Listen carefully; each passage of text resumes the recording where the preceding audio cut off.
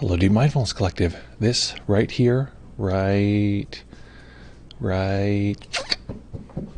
now, is the joy of being a live stream coming to you live from Brooklyn, New York. And if you're joining us anywhere on Earth, I want to know where. Sela's here with us. I don't know if you noticed. She's here. Folks, excited to be here with you, as always. Today's Mindful Monday, and we're going to have a nice time doing a little mind balancing. Denny, hello. Hello. Nice to see you. Great to be here with you. Hello. And Denny, I feel like part of it is for me and part of it is for people who've never been here before. So let me know where you are and one detail about where you are. See, that's fun. That's new every time. Okay. Actually, you know what? Maybe we'll do this. Let's try this. Screw it, folks. We're going to try a new thing. I want to try this out today. Location, and listen, everyone's going to be like, one thing you're grateful for about your current experience, your day today so far. Okay. There is lots of research that shows that people who list things that they're grateful for, it impacts their mood pretty dramatically. So I want to encourage folks to do that. I'll say I am here in Brooklyn, New York. The thing I'm grateful for is that I have a lovely little dog here to entertain folks, to entertain me and to entertain folks. A little oxytocin hit for me and others.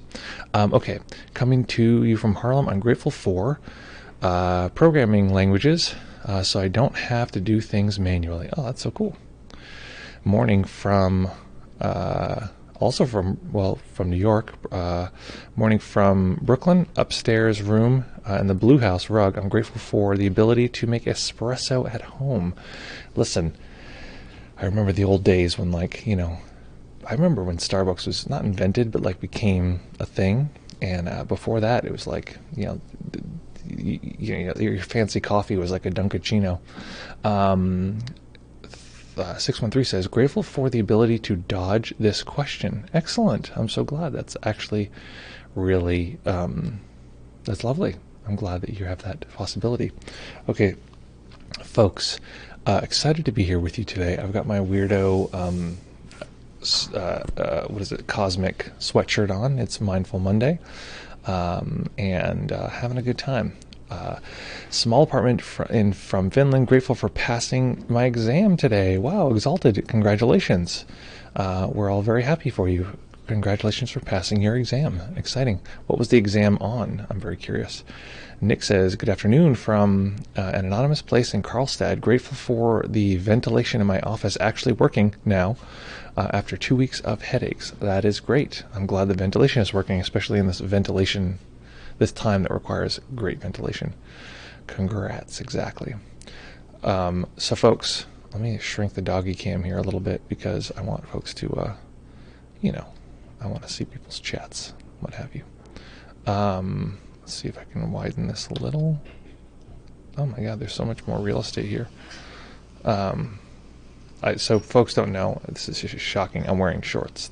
I typically wear shorts when I'm doing this stuff. So, because it's flexible and it gives me the space I need. Good morning from Kingston. So folks, just so you know, Rory, as you're just joining us, we're saying where we're at and one thing we're grateful for. As research has shown, people who list things they're grateful for are often have better quality of life and a greater sense of fulfillment and this kind of thing. So the point of it is that I'm going to just keep listing things I'm grateful for as we move along. I'm grateful for all this technology at this moment. It's working, and I have multiple cameras going, and I have a dog here, and it's not glitchy. If anyone remembers the early days of the stream, it was a mess. Grateful for the sun today. Yeah, good old sun shining through. That nice, crisp blue light. Love that blue light. So, folks, we're going to be meditating here for how long? For 25 minutes. And I want to do some, you could call it concentration practice. You could call it samadhi practice, but just balance of mind. Basically, last night I was half asleep, half meditating. It's often the case. I'll find myself meditating in my sleep. You can train yourself to meditate in your sleep if that's of interest, but I was sort of somewhere in between. I was meditating in my sleep. we just reached 100K channel points. What do I do with that, with all my riches? Oh my God. I don't know. Okay, so Tamalan is ostensibly supposed to be here. So Tamalan is in India. He's supporting us typically. So Tamalan, tell Nick what can be done with all those riches. I don't know what one does. Oh, you know what? I think maybe I have to set up rewards for channel points so that people can use those rewards, and you get a thing where like it's, you know, some special thing. How is your sleep? Do you feel you're sleeping worse after becoming better and better at meditation? No, I think I'm sleeping definitely better. There were times when it made sleep worse, but it's not an overall thing. I think it's definitely better.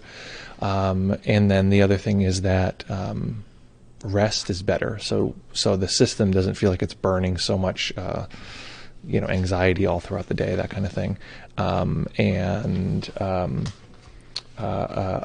But basically, I think that the bigger disruption to sleep has been the COVID and everything, and the sort of ambient stress that's sort of in everyone all the time, and like trying to make changes when the world is saying like you can't physically change, everything's like scary and you can't move around and this kind of things. So that is more of a that causes sleep to be more challenging than meditation. Meditation is actually an antidote. Let's see. Nick says, trigger funny sound. Oh, what do you got, Sela? Sela, leave it. What do you got? What does Sela got here? Sela has a receipt from IKEA. No, not for you, Sela. No. Sela's very good at finding papers that we didn't know even existed. She'll find letters from we've never even found, but I don't know what, she's crazy. Okay, so let's see here. Trigger happy, fun, inappropriate sounds to me, yes. Or highlight or custom emotes or whatever. Let's get sidetracked here. Yeah, IKEA is, no, IKEA is great. IKEA is great. I know it's like embarrassing because it's the number one thing you're known for, right before PewDiePie.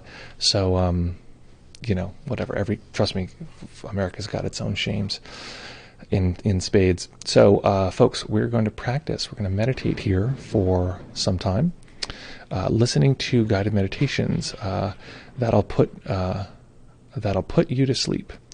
That is true. And often, actually, I want to just pro tip here.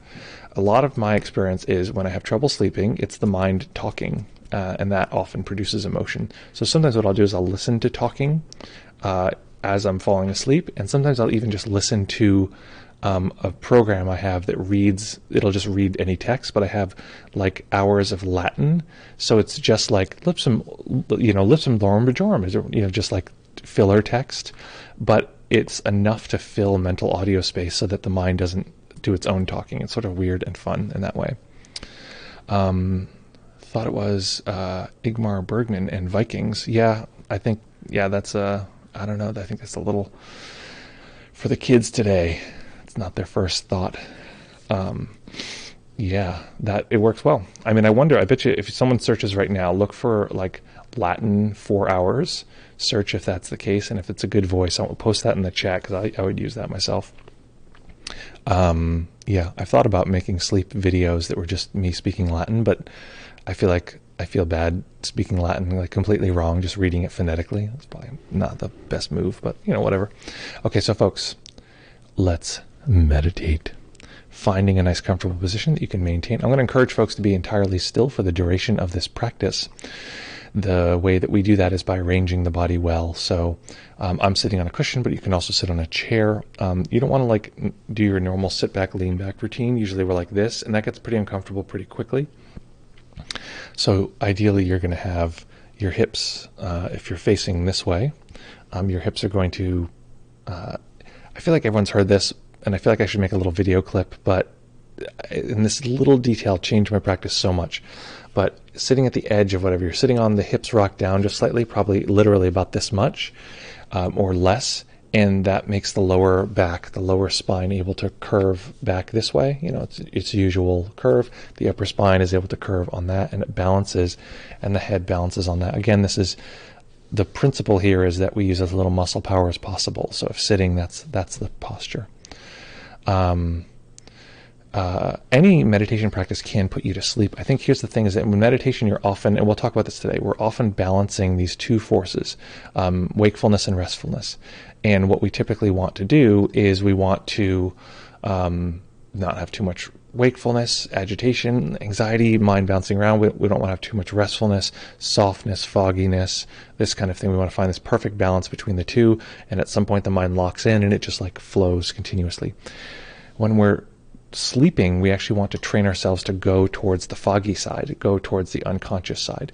So it's a little tricky, but that's part of the sort of jam, is to allow that.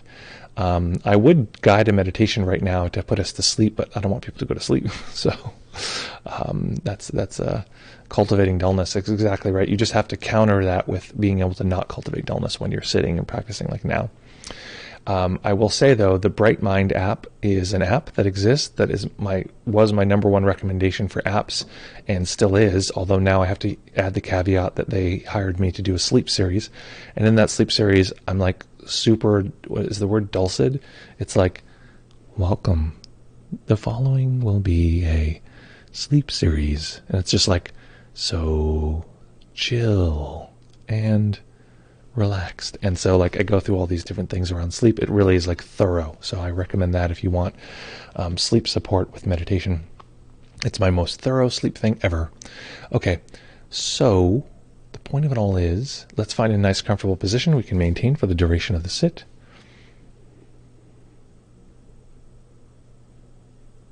Is that the Michael Taft voice?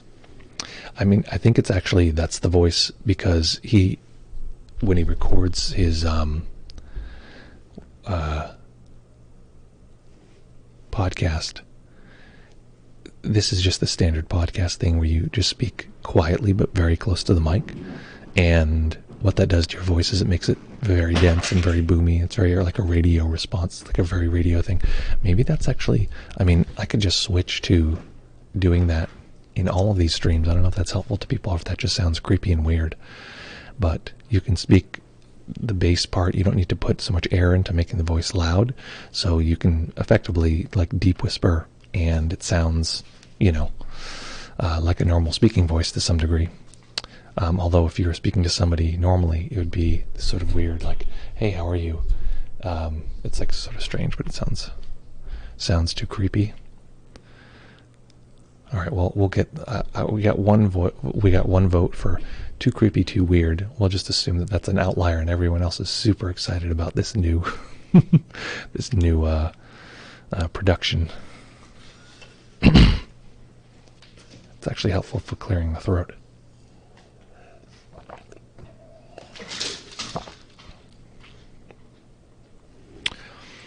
When will which one? Which one? When will what go online? Okay, so folks, it's so weird, but it actually, it's not like I'm trying to change anything. It's too loud in my ear. If I talk in a normal voice, it's like explosively loud. So I'm sort of like doing this whisper. The sleep recording is available now, but you have to use the app because, they paid me to make it for the app. I could make a whole other series, but I can't use the same recordings. The recordings belong to them. The meditation technology belongs to me. But I just haven't made that series. So, yeah, check out that app. I think they might have some free offerings right now. They might even offer the app for free for a while. Oh, you got a free year, but that's not included. Well, okay, folks, let's meditate the shit out of this moment. Finding that nice, comfortable position you can maintain for the duration of the sit. When you're ready, we will begin.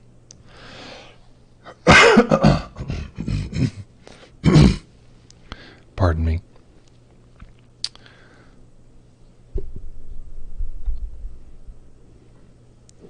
Let's go. Let's roll, folks.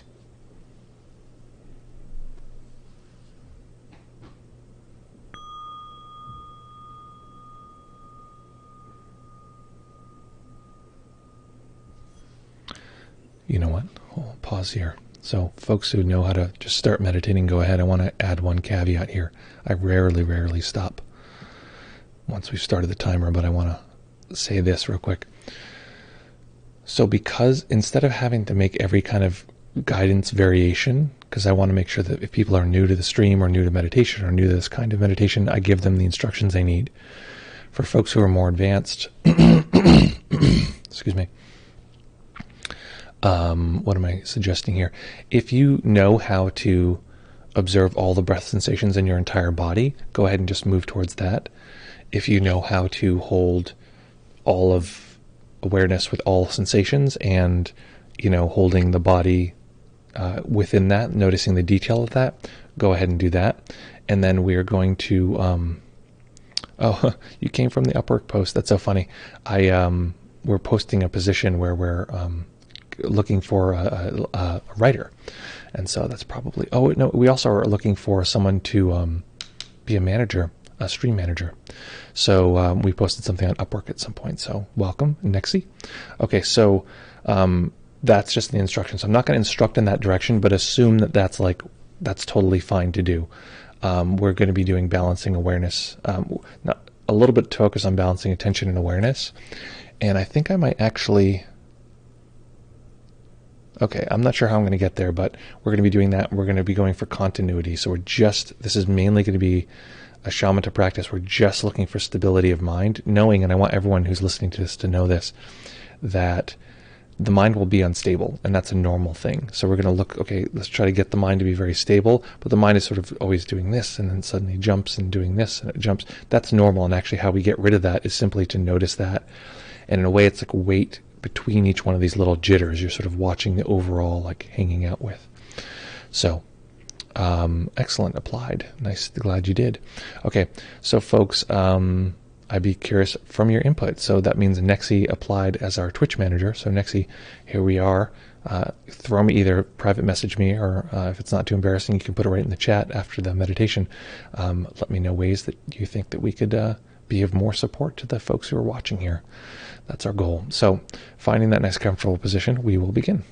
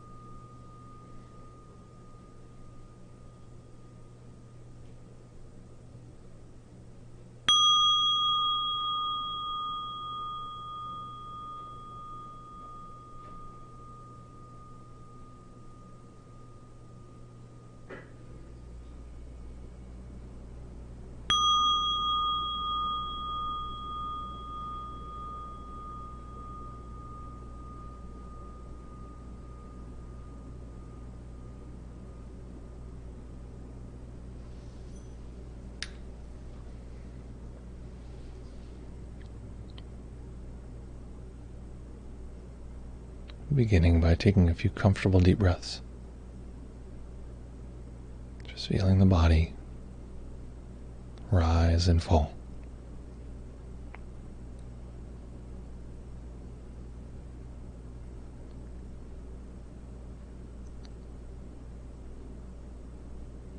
So by simply doing this, by just watching the body for a few moments, experiencing the body breathing, we will receive a great deal of information. So if this is very easy, that's one piece of information. If this is challenging, that's another. Neither is better than the other, just data.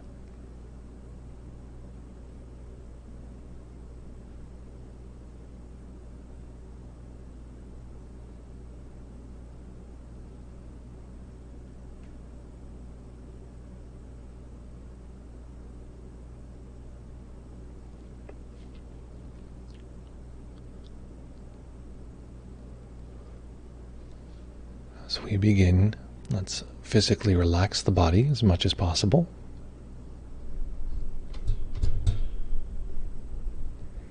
And physically relaxing more than we can even physically feel.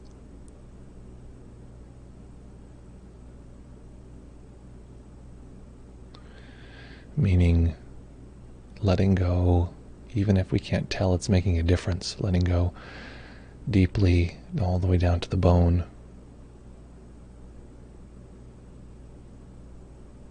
Most of the tension we hold is unconscious, so letting go beyond what we can consciously feel.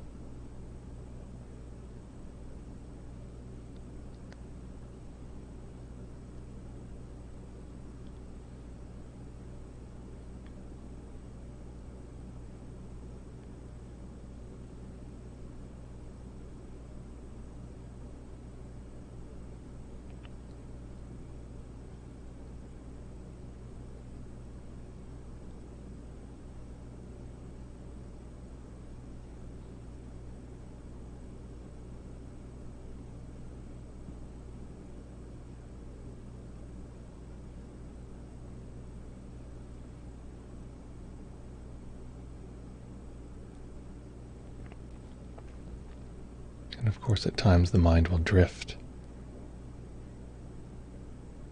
This is the nature of the mind, to simply explore, to be curious. So simply returning to the sensations of the body breathing.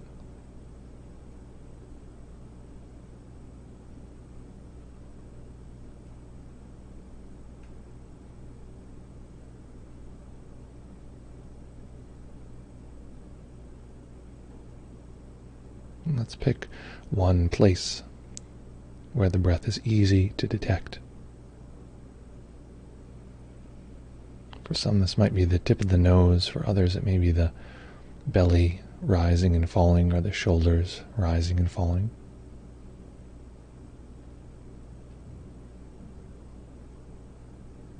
One place, and then letting the mind rest in this place.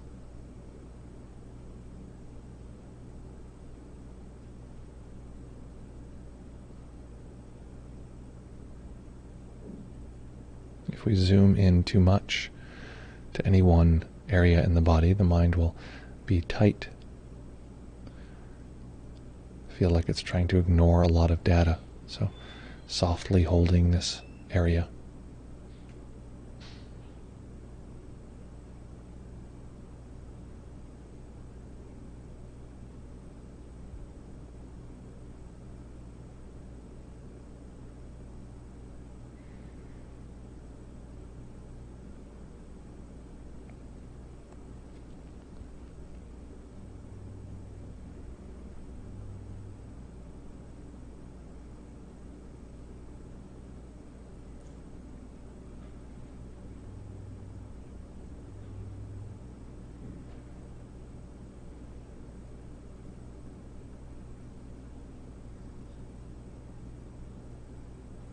And in the mind, we can label this area of sensation. We want to be very precise about the word we use to describe the set of sensations in this particular moment. So we're going to use a very special word whose meaning will be updated for each new moment. And that word is this. So each time we detect the breath in this area of the body, wherever it is, we're going to simply refer to that sensation in this particular moment as this.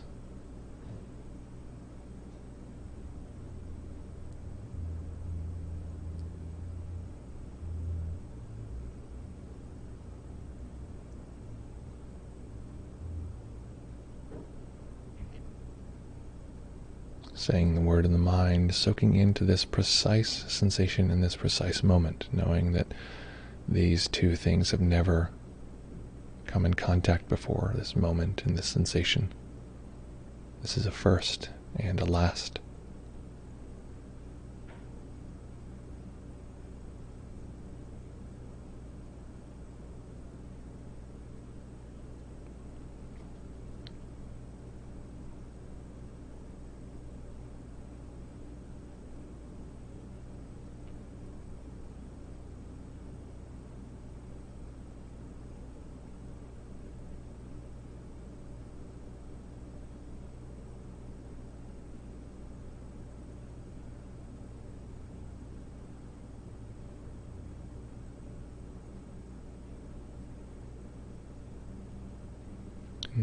of the term this changes each time we use it. So we want to be honest. We're not just saying a word and noticing some sensation. We're learning the definition of the word as we observe.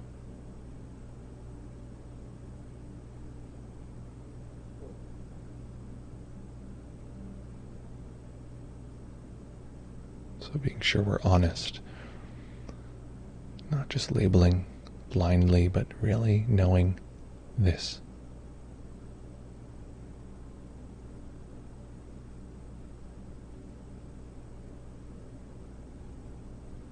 This. This.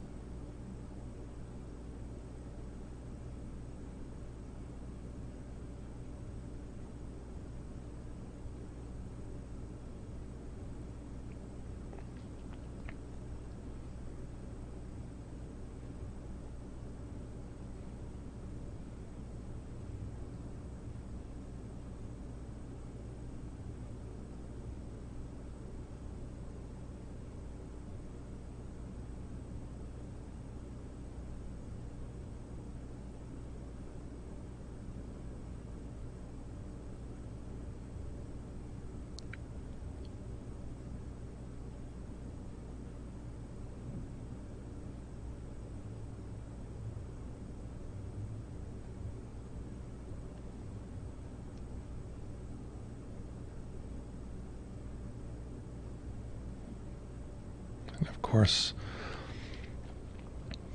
whenever we shrink our world down to a small set of sensations, the rest of the world feels like a distraction. So we have a label for anything that is not this. Any distraction, any other sensation, any thought. And quite simply, that label is, in fact, not this. So we've simplified our world into a very unique and complete palette. There's this, meaning this sensation of the breath in this precise moment.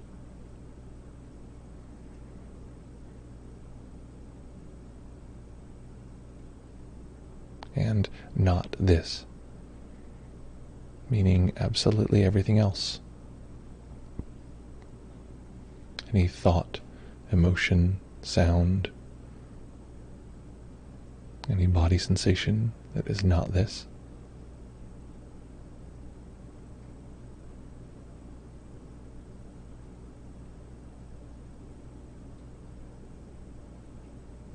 And the mind simply labeling anything else as not this.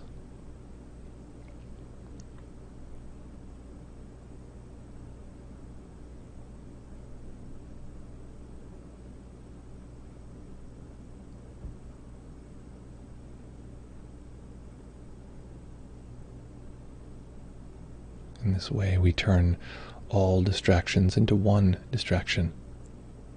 Simply not this.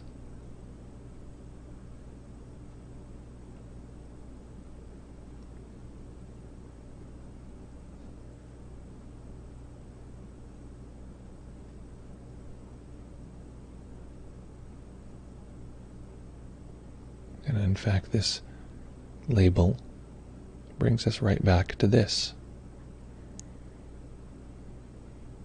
What is this distracting experience? It is not this. In this way, even our distractions guide us right back to this.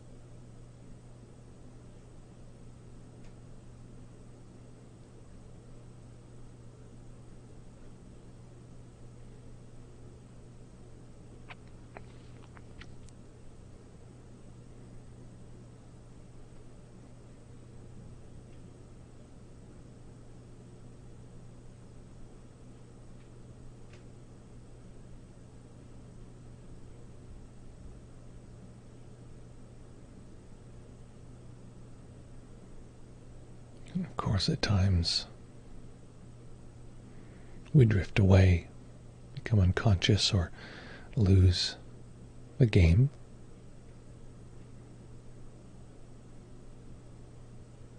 But like any game, we simply begin again. Where is this?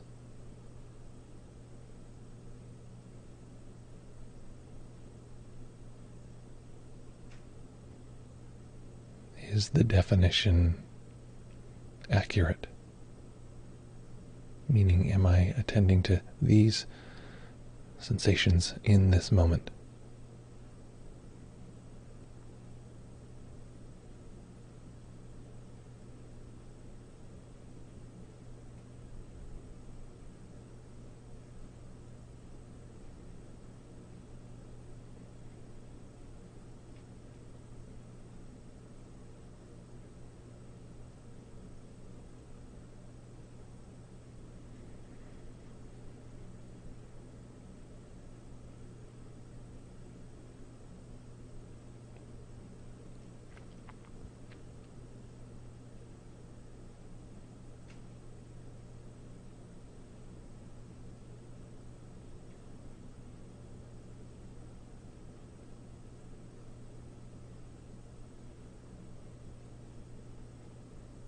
And at first, the mind is often divided.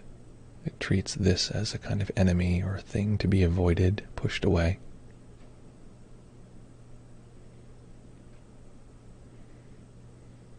It wants to get to the bullseye, wants to get to this. And the way to get there is by ignoring all of the not this.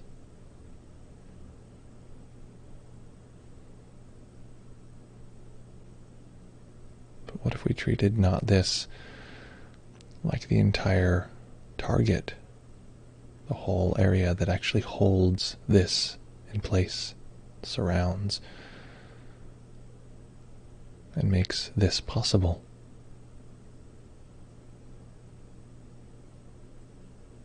What if we, in a subtle way, included all of not this as a way to point to, land with, to discover this?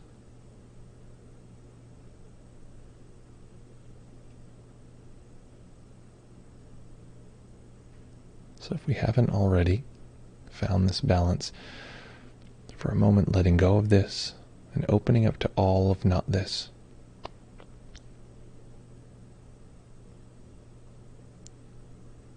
This is opening up to all sensory experience.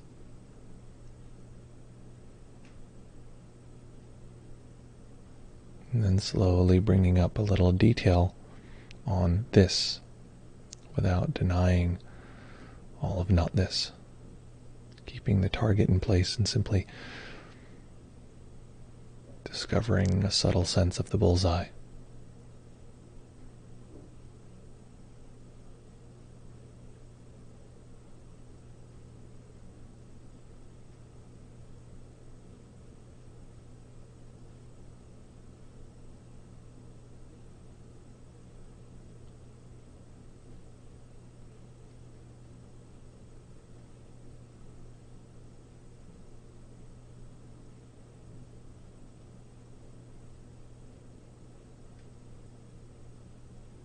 Knowing that this is possible. It's possible to find a balance between these two.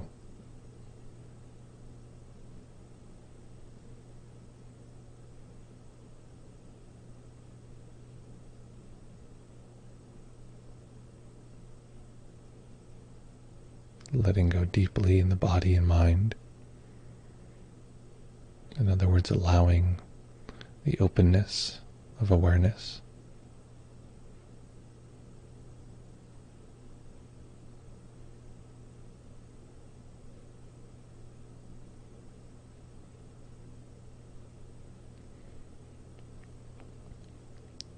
And simply knowing some of the detail of the breath.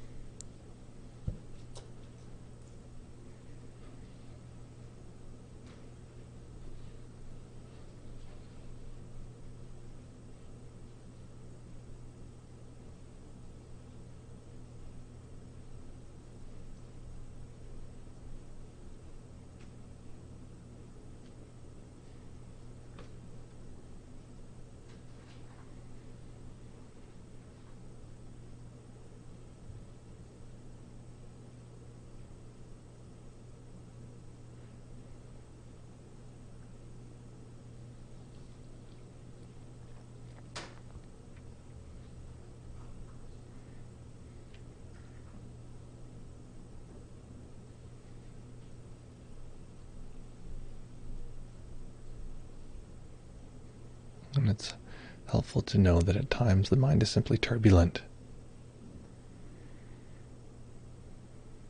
If this process is challenging, this is nature, this is inevitable at times. It's not a problem. It's simply the nature of the mind.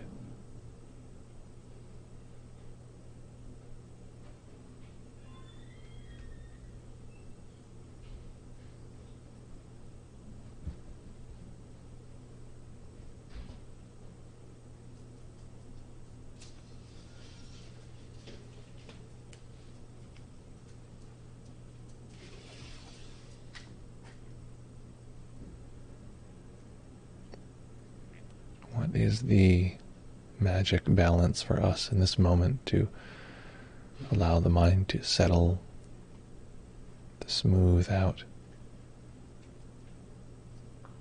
How can we accept the turbulence in a way that cultivates continuity, cultivates a broad and spacious balance?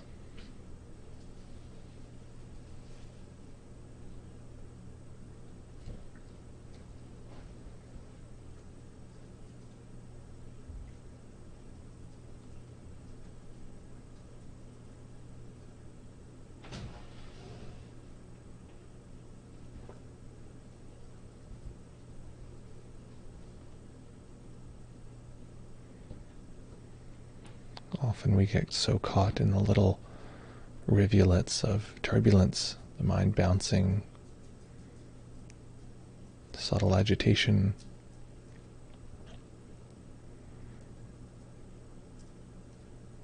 that we struggle to see the overall stillness of awareness.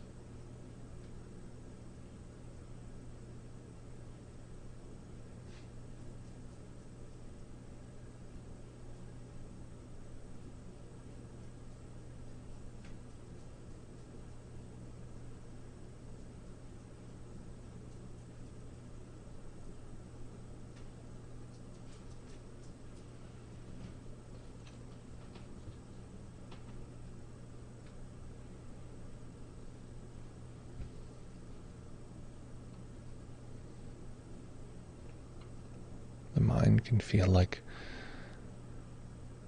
it's in a strobe light, bouncing and jittering, pulling from one sensation to the next. Distracted instant by instant. And so we're simply observing in a way that shows us a larger section of time.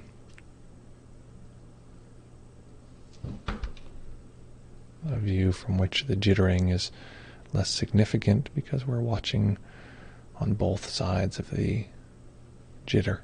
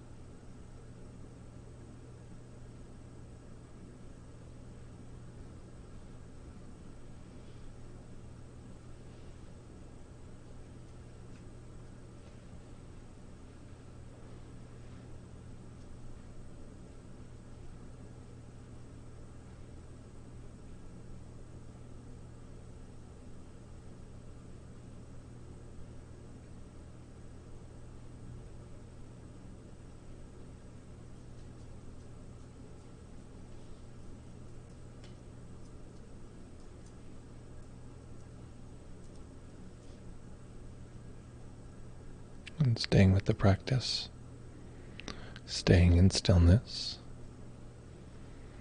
allowing a tiny bit of light to enter the eyes. And as the eyes begin to take in visual data, letting this be part of our opening awareness.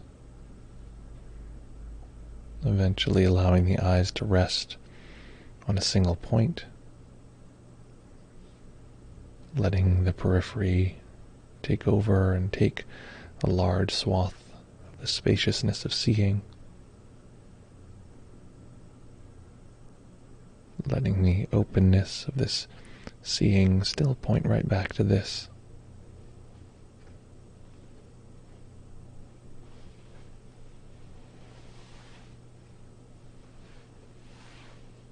And in this way, letting this particular moment be the great teacher that shows us how we might bring this practice into every aspect of our life.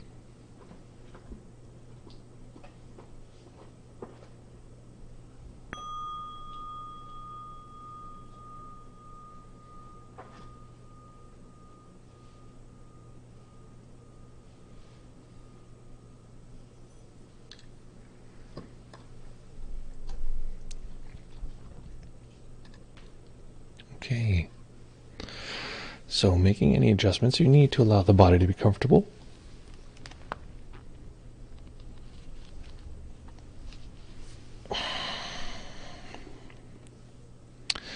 So what was that experience like? What happened and what do you like now? Come here, Sula. Come on. Let's get this doggy cam going, shall we? I want to hear people's comments, of course. See, look. Yeah. So, yeah, what was that like? What happened? What do you like now? I did the values thing on your website. Excellent. Hold on, let me readjust here. Oh, sleepy foot. Oh, okay. Exalted says, I did the values thing on your website. How can I know if meditation will bring me closer to them if I have no idea what my life will look like post-awakening? Well, I think part of the premise is that if you focus on your values, you'll have a better sense of what your life will look like post-awakening. It'll be one more in alignment with your values. Do you want this, Sila? Down? No, she's not interested. Oh, down, Sila. Good. Good. Down. Down. Yes. So, that's what I would say, is that basically, in a way, it's like you get the awakening that you optimize for. It's something I'm a strong believer in. And so what I tend to recommend is people do meditation practices that align with align with their values, align with the things that are important to them. Use meditation objects that help support that. Yeah, absolutely. Well, the thing is, awakening might actually run counter to your values if you don't consider that. So, for some people, so here's an example. The breath is a good example. I've today when we were doing the guidance, I was like, why am I always so hesitant to do the breath? It's a good practice, but something I feel like it's like my punk rock, background where I'm just like, no, the thing that everyone else is doing, I don't want to do it because it's like, bah. So, whatever. So the point of it is that if you are very, very good at focusing on the breath, and that's something that really stabilizes the mind, it works really well for you, that's lovely, but that does not give you the skills that you might need to navigate a relationship very well, or to get through your challenges or your difficulties or this kind of thing very well. But you can choose ways to meditate that actually do that.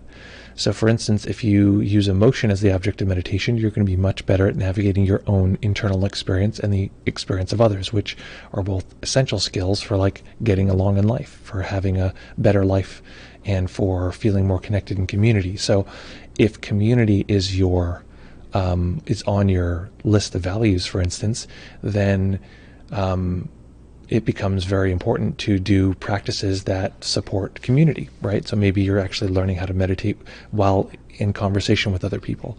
Let's say that, creative endeavors are really important in your values. Well, then doing meditation that's going to support and cultivate creativity, maybe, learning how to meditate while you're drawing or something like this, that is going to support the awakening that you want. Now, is this the fastest route to awakening? Probably not, honestly. Is it the fastest route to the awakening that's going to be in line with what's going to make life more fulfilling? Maybe. I hate those statements like that, like fastest and stuff like this. So, that's something else, something for another day. But for me, whenever I work with somebody, it always comes down to this thing of I want to experience this or I want to experience that. And it's like, why? Why do you want to experience that? What do you want out of this? What's the purpose for doing this? And I think that's one of the central things that we have to answer is why are we doing this? And if we can answer why, which the values are why, it makes the path that much more likely, and it makes our lives much more potentially sort of in our own control, and it makes awakening much more personal. Let's see. I've read Awakening can radically change your values. Yeah, I don't know. Does it change your values? Yeah, I mean, I guess it would. It could change your, or give you a lot more clarity on why your values are the way they are. How should that knowledge affect my planning for the future? Okay, so here's what I'm going to say. What you're asking is if Awakening could potentially change my values really radically. Suddenly, like maybe one value is like, I want fame, which is people often get, they don't talk openly about that as like a value. I want to feel famous or something like this, or I want to be popular. These are ones that are valid values. Or I want to be rich, right? Or I want to have like fancy cars, right? So usually in our culture, those are like viewed as values you don't talk about. Those aren't values that I hold, but usually it's like, oh no, you can't be so blatant about like I want fancy cars and stuff like this. You just do it, and we sort of like think down on that or something like that. So suppose that is your value, and then you experience Awakening, and suddenly you realize, oh, the reason I wanted a fancy car is because I love engineering, right? And so suddenly you shift. I don't need these cars anymore. I really just love actually the sort of real depth of engineering, and that's what I really care about is orderly things, and I love that experience. So maybe you sell the car, but you're actually just getting closer to the thing that was your value in the first place. So the answer is you want a life where everything is geared towards moving you towards your values, because you're always adjusting your values. You're always changing your values. Life in a million ways is going to change your values. So what do you want aside from the skill of knowing what your values are, knowing how to change those over time, knowing what would best meet those values in any given situation, knowing which job to take that would be more or less likely to move you in the direction of your values, knowing how to balance your values. Most challenges that people come to me with are a mismatch of balance of values. So somebody might come and be like, I want Awakening so bad, and they'll ask, why do you want Awakening? And this and that and blah blah blah, and ultimately it's like they don't want to do their taxes, and they don't want to like have to deal with the arguments in their relationship. And it's like, I don't think that's going to give you that, but you could pursue meditations that will help you work through that fear, work through your relationship challenges, and move you on the path of Awakening. So at the end of that, which one's better? Just pushing yourself to some perceptual experience that is life transforming, and then hopefully gearing that towards affecting these things that you never really thought about, or doing the transformational part in the direction of the things that are important to you. So we've missed quite a few here. I'm going to get the computer reading here now because it's I'm losing people here. I'm losing stats. Oh no, I didn't have the web browser. Oh, maybe what is this from? Oh shit, web browser captured all this stuff. Great. Great. So okay, let's hopefully that helps answer the question. Basically, if you train yourself to move towards your values, everything will gear you towards moving towards your values more and more. Okay, let's see what Nick says. Very turbulent Monday mind today. broadening the scope a bit, a lot to include not. This helps you not get totally snagged by thought, but OFC you lose a bit of definition on the bullseye if you include more material. Okay, this is brilliant. This is exactly what I was thinking. So Nick, very good point. I want to find something here. I want to show you a video. I'm going to give you a video example here. Nope, don't play that. Nope. Thank you, but don't play that. What am I looking for here?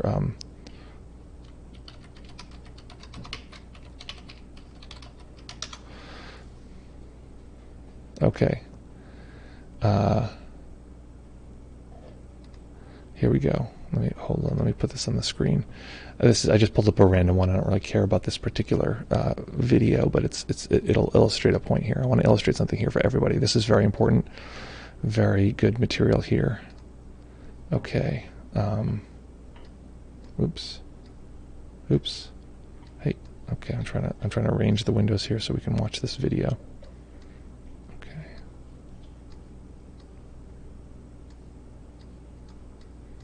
Hey, move you bigger. Okay, and then move the video over here. Okay, excellent. Here we go. Folks, we're about to watch a video. Let's transition here. Scooch over. Okay, this is just it's a camera. So this is the premise. We zoom into this. We try to observe this. We try to observe this. Now watch what happens when you're way zoomed in. Okay. Come on. No. Let's get to. Wait, why is that? That's not what I was looking for. Okay. This is not the exact. Okay, here we go. You're very, very zoomed in. The sign says, "Can you read this?" Look at all that jittering. Look at it now. Yeah, there's the same amount of jittering. I think it might be handheld. This is not ideal, but you get the general premise. It's still pretty bad. So we need one with a tripod. Let's try for one with a tripod.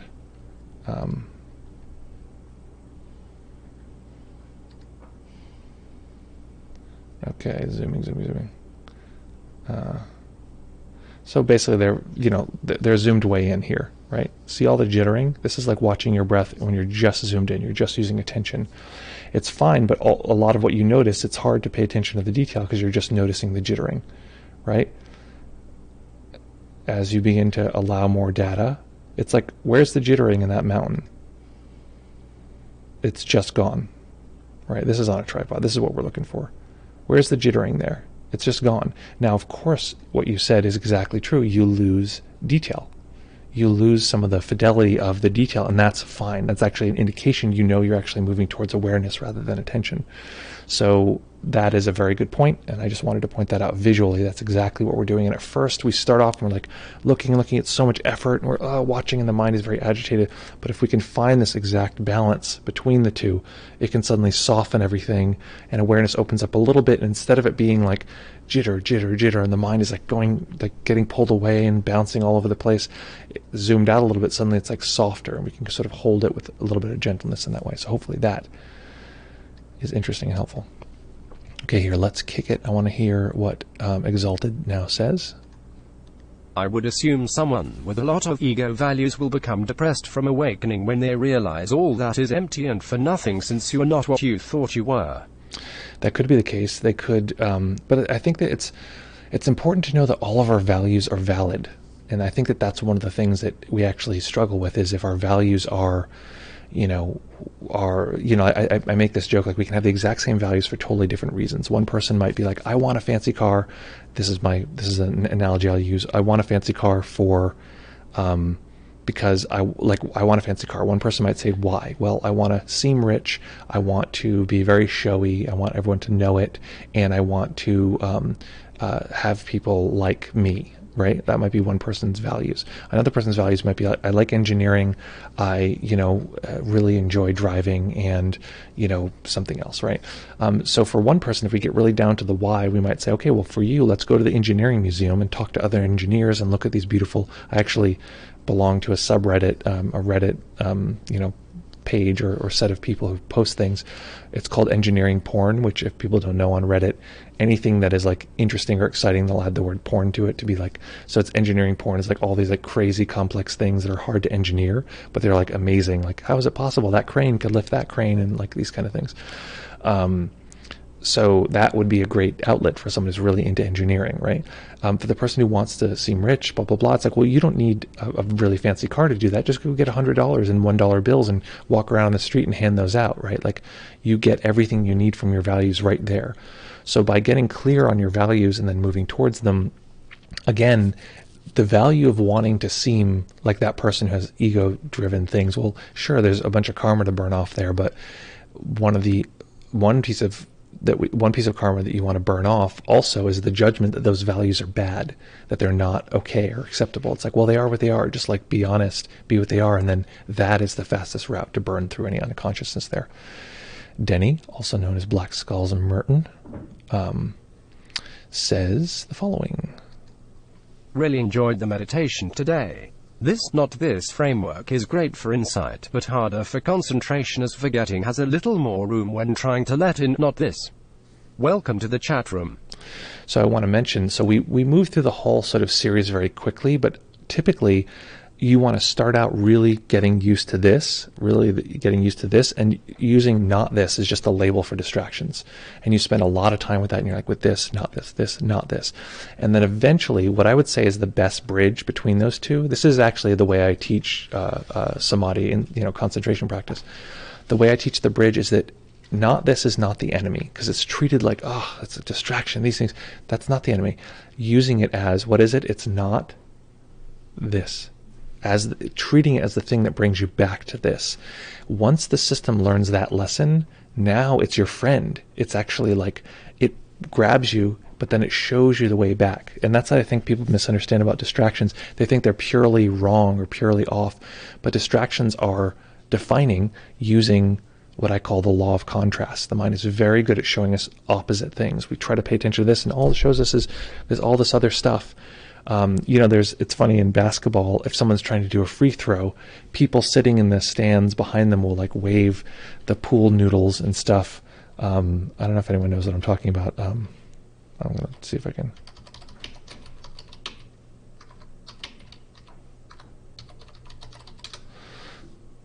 Let me see if I can pull up video.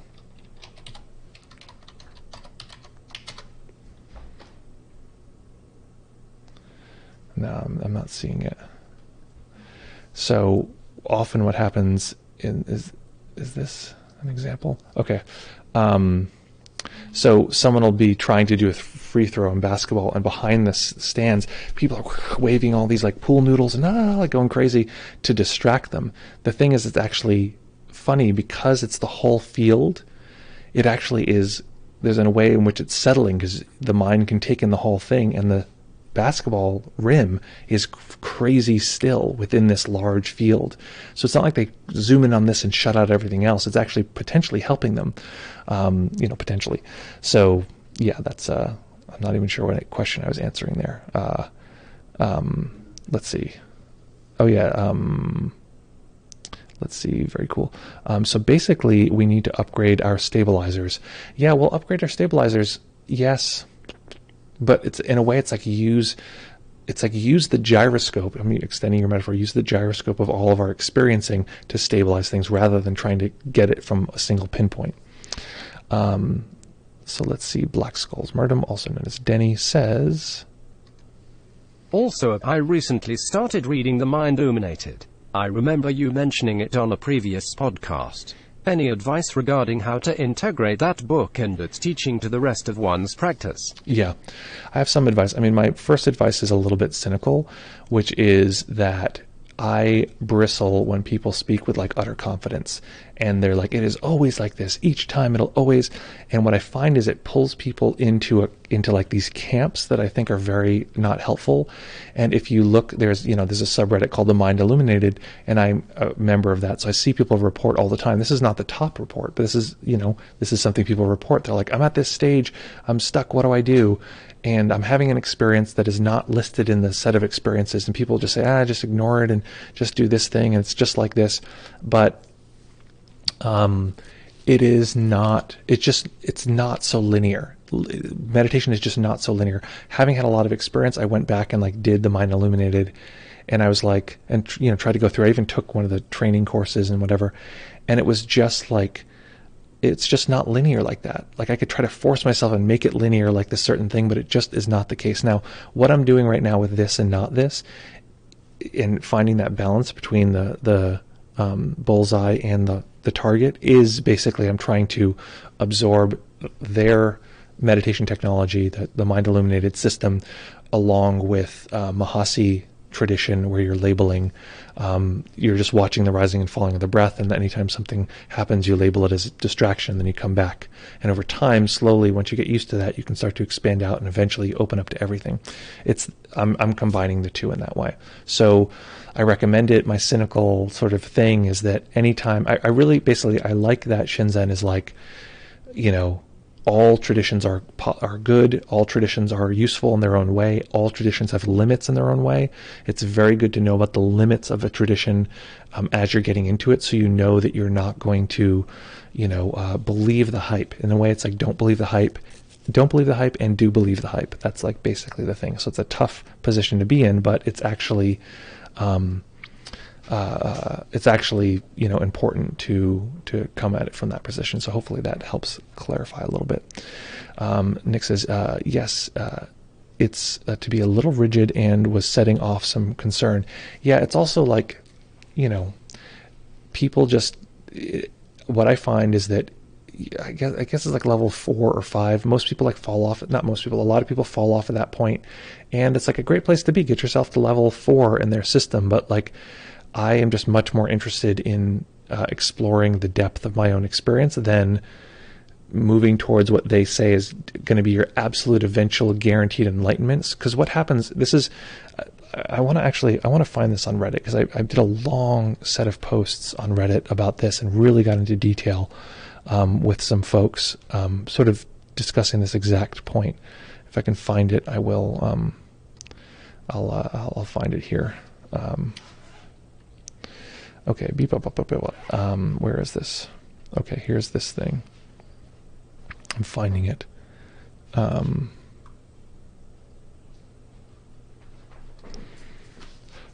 Practice conflict. Okay, so here is. Okay, I want to share this. How do I share this? Okay. Here's a comment. I'm not sure if this is exactly what we're talking about, but I want folks, if you're interested, take a look at this. This is a comment I made recently regarding basically the conflict between what they say concentration practice and insight practice, samadhi practice, and the practice where we're exploring and questioning the sort of nature of the material. And I sort of argue, like, teachers are going to argue against each other, and I think that that's highly provincial and is helpful in some ways, and they probably mean what they say, but also, like, it's a delusion to think that this is the thing that I'll often mention, is that almost every teacher, including myself, in some way or another will telegraph this idea that there is only one true teaching, and by luck, okay, 2 facts. One, there's one true teaching, and lucky as it may be, I happen to teach that teaching, so lucky for you. And they'll say, my teaching is like this, and this other teaching, not so much, right? And unless people are conscious of that, it seems like a huge piece of, illusion or delusion that's present in a lot of meditation teaching.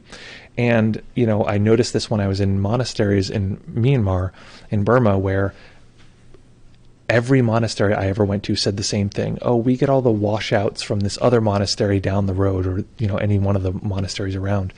They do their system, and then it doesn't work, and they come to us, and they finally have a big breakthrough. And I'm sitting there going, yeah, are you monitoring who's telling the same story at this other monastery down the road? Because they're probably telling the same story about you. So it makes sense to me that people would have different views about how the path is experienced for themselves. That makes perfect sense to me, that their own personal quirky view is like this one thing, and that's the way that they know how to teach it, and anything outside of that is outside of their experience. That all makes sense. But why they would need to denigrate other systems doesn't make sense to me. It feels, it's probably for good reason, but it's also like protective. What's that?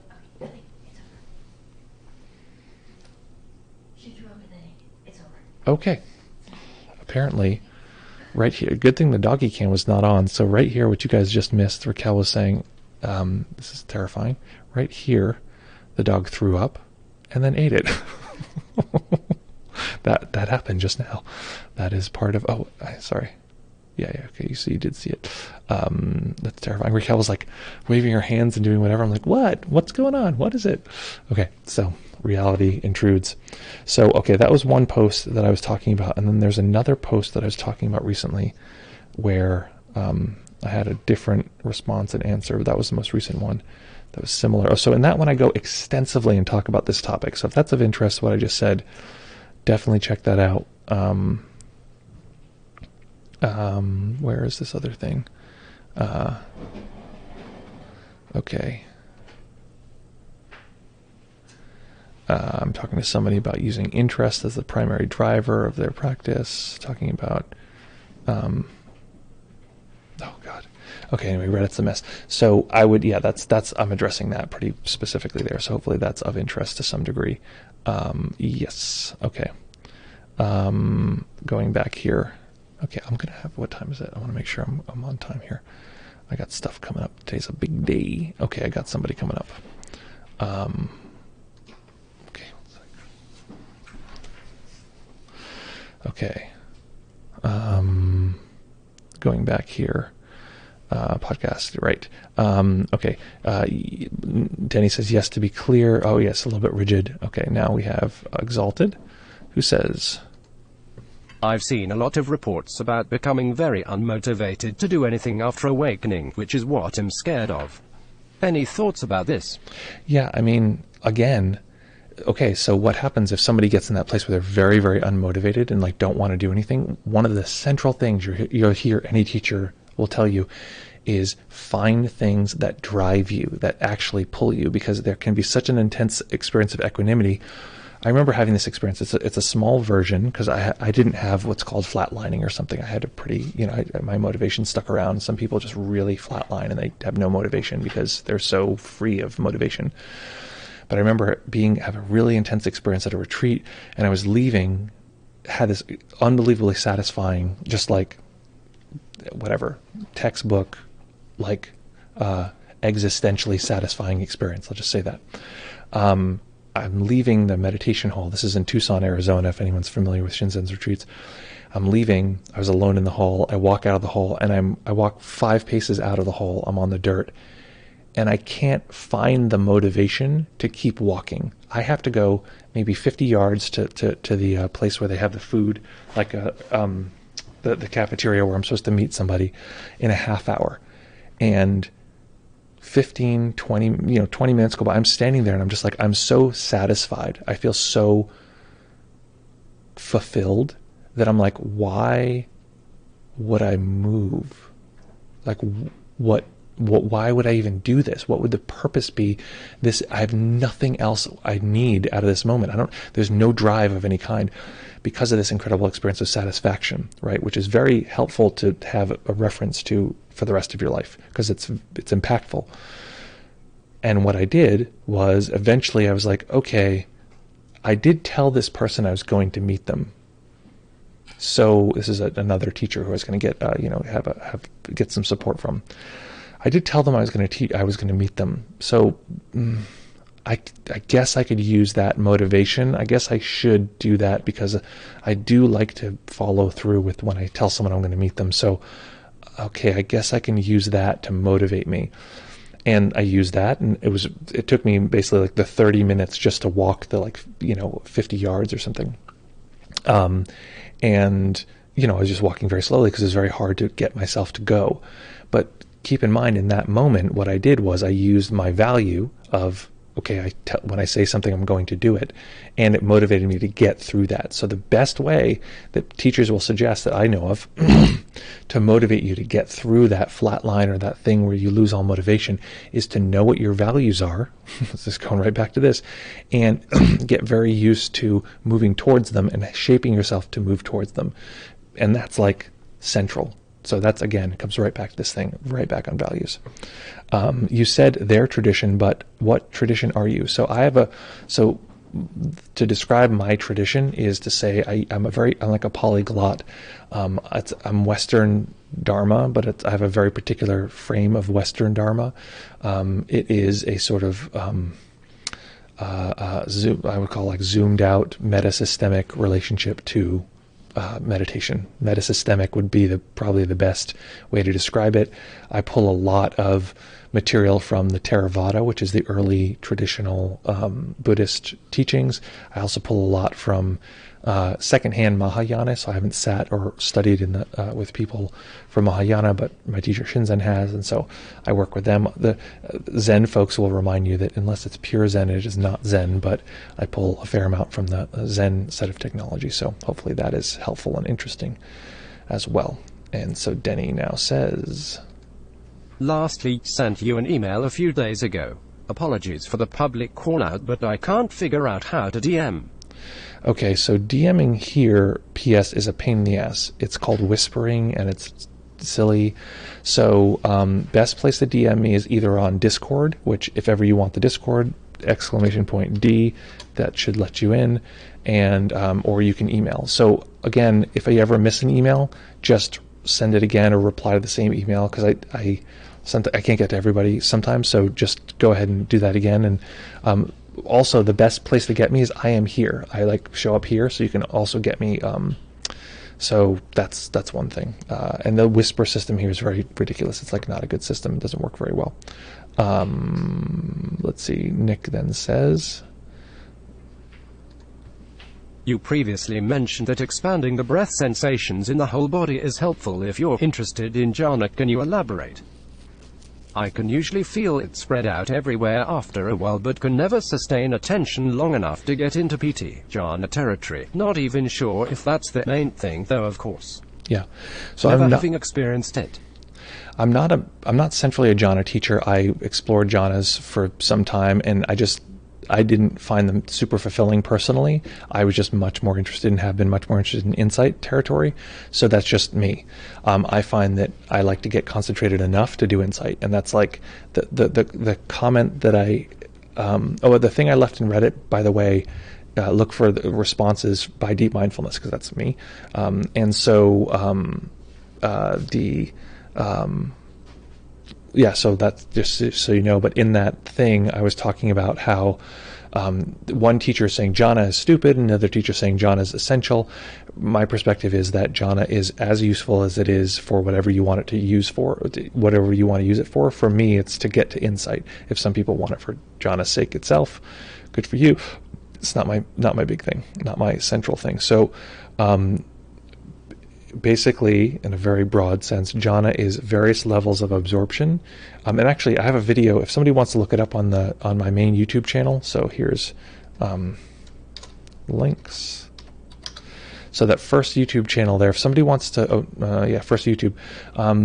If you look on there and search the word jhana, there's be an interview with Michael Taft. It has like one of the X-Men with like a laser vision on, and it talks about introductory jhana material. So if somebody doesn't mind posting that in the chat, that'd be great. And then he actually has videos that are guided meditations on how to do that. So that's probably the best way to do it, but it's various levels of absorption. The first one of which is that the system sort of locks into place and stays with a something, and we're absorbed into that thing. We're sort of locked in. PT might be one of those things. It's like one of those areas that people often use, but it could be anything. But if you can detect the breath in the whole body, that's PT. Like the vibratory sort of quality of it being like a little bit like, a little undulatory, a little bit like bubbles in the system, that is PT. What happens is you're trying to find something that you can hold for long enough that you can be interested in and stay with long enough that eventually the mind just goes, oh, you want me to be here. And it sort of locks in. And that first locked in stage, Now we're getting into jhana territory in that way. Okay. Let's see. Nick says, okay, thanks. ADD helps, doesn't help with this. What's enough concentration? Yeah, and so that's really, it's enough concentration if you can just stay with the object of meditation. So if you can watch my hand in this moment, you have enough concentration to watch my hand. Like it's not more complex than that. So if you can stay with the meditation, more or less, you have enough concentration, but you also can amp that up. Thank you, Denny, for putting that link there. Very appreciated. I love when people do that. I feel so happy when I can. Oh, and Nick, I feel so happy when I can just make a request and people help out on the stream. It's so helpful. Okay. Exalted says, how long do you usually want to do this for? Just so I know when to stop question bombing you. Oh, well, I'm going to jump off actually in a second, but questions are always welcome. I should jump off though. I actually have someone coming up in a minute, so I'm going to jump off. Usually I like drag it out. But folks, it has been lovely to see you. I think those are great. Those questions you have, but you haven't asked quite yet. Tell you what, we'll be back here in 48 hours. Good times for all. That's a very exciting fact. Let's see here. I want to look at, close my channel. Anyone we know? Oh, hey, check it out. I want to bomb somebody. This is a friend. He did a great interview with me. I'm going to, I want to raid this guy. So hold on here. How do we raid? Let's go back. So everyone stick around. Don't go anywhere. I want you to transition to this dude. He's a good friend of mine. Or he's a friend. He's a new friend of mine. Okay, I want to do this. I want to raid. We're going to raid another streamer. If I can figure out, here we go. Raid channel. Here we go. Okay, we're going to raid this guy, so it means you're going to suddenly be watching his channel. We're going to go over there, say hi. Sweet guy, very nice. Here we go. Ready, folks?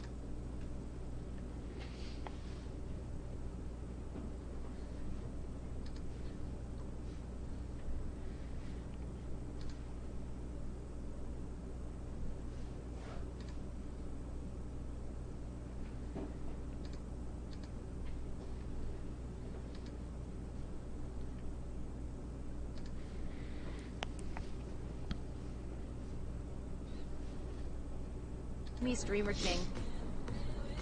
Hey, a raid from Deep Mindfulness! Deep Mindfulness! How the hell are you? More Deep Mindfulness, right? I love everyone just came from meditating and learning and mindfulness, and then you got just the ape stream here. What's up? Look at Deep Mindfulness. Dude, I love that man. He's an angel. I actually sent your info to a friend of mine yesterday because she's like, I want to get into meditation, and I said, I've got the drug for you, my friend. I shouldn't call you a drug, but you know what I mean. The mindfulness drug. He is basically the human form of the movie Limitless. Love is the drug. Poggers. Exactly. Drop a follow, my friends. I'm planning out my... The interview was dope. Mindfulness. Dope. It was awesome. It was awesome. Thank you so much for the follow, my friend. This is my new place. What do you think, Deep Mindfulness? Pretty mindful. Pretty mindful, my friend. I love you, dude. I love you, my friend. What I wanted to tell you about was that my aunt, everyone in my family loved your interview. They sent it all to each other in an email. My aunt, she has a daughter. She's in her 40s. She's like severely, the brain. Her brain was touched by the devil as a child. And I don't know why it makes it worse as a child, but I don't know the proper medical term, but her brain has been... What? Gotcha. And my aunt, who's Is an that angel. a clinical term? I believe it is the clinical term. I believe it is and I love her. I love her. And we all do. But she gets very focused on something. And it makes it like a living hell for my aunt, because then the whole day might be like focused on, in this case, she didn't want her put her hands in her sleeves. And they went for a walk, and then halfway through the walk, she's all bundled up because it was cold, and she wanted her hands in the sleeves. And it became an obsession, and they couldn't she's just wait 10 more minutes, 10 more. It became Is like an she obsession. OCD? She's a lot of different stuff. Yeah, she's like severely though. Yeah, but my aunt said after watching. Is she hot? Okay, come on, have some respect. Watching the interview, Challenge, got it. she was saying, she said, wait, what was it? Because the advice you gave is to just say, what was it that you said? God, I'm blanking.